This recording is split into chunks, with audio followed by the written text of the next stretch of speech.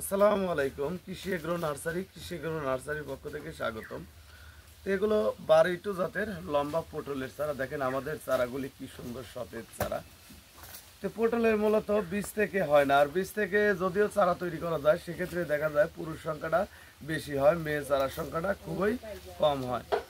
আর পটলের দুইটাই প্রয়োজন, মেল ইমেল দুইটাই প্রয়োজন, অর্থাৎ পুরুষ মেয়ে দুইটাই প্রয়োজন।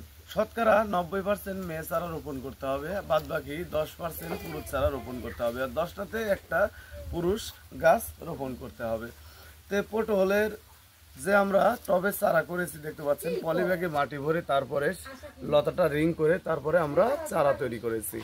তো এই চারাটা এখন যদি লাগানো যায় দেখা যাবে যে 1 মাসের ভিতরেই গাছে ফুল আসবে, কারণ এই চারাটার বয়স অটোমেটিকলি 2 মাস হয়ে গেছে। ভিউয়ার্স, এই চারাগুলি আমরা পাইকারি সেল দিচ্ছি, কৃষকের সাথে 10 টাকা করে সেল দিচ্ছি। আপনারা যদি এই পটলের চারা সংরক্ষণ করতে চান স্ক্রিনে দেওয়া নম্বরে যোগাযোগ করবেন।